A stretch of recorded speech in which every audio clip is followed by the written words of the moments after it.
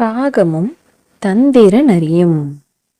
ஒரு அழகான காலை பொழுதில் அடர்த்தியான அமைதியான காட்டில் காகம் ஒன்று வாழ்ந்து வந்தது.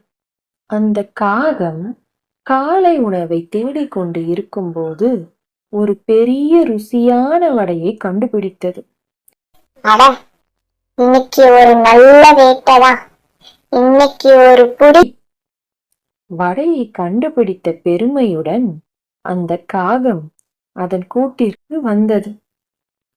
அந்த வழியாக வந்த ஒரு நரி இதை அனைத்தும் கவனித்துக் கொண்டு இருந்தது. அந்த வடை எனக்கு சொந்தமானது. எப்படி அத அந்த காக்கா கிட்ட இருந்து வாங்குறது என தந்திரமாக யோசித்துக் கொண்டு இருந்தது. அப்போது அந்த நரி காகம் இருக்கும் அந்த மரத்திற்கு சென்று, வணக்கம் காகமே, நீ பார்ப்பதற்கு மிக அழகாக இருக்கிறாய்.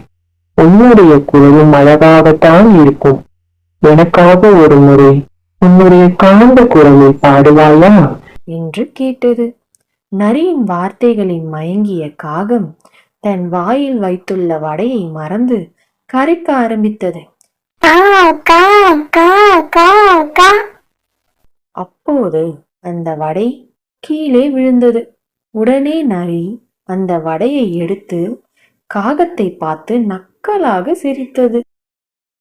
வடைக்கு ரொம்ப நன்றி காகமே. உனக்கு ஒரு அறிவுரை கூறுகிறேன், கேட்டுக்கொள். புகழ்ச்சி வார்த்தைகள் வெறும் பொய்கள் மட்டுமே என சொல்லி நரி ஓடோடி விட்டது. காகம் ஏமாற்றத்துடன் தனிமையில் நின்றது. இந்த கதையில் இருந்து நீங்கள் கற்றுக்கொள்ளப் போவது, ஆசை வார்த்தைகள் நம்பி ஏமாற வேண்டாம். அது சில நேரங்களில் ஏமாற்றத்தை தரலாம்.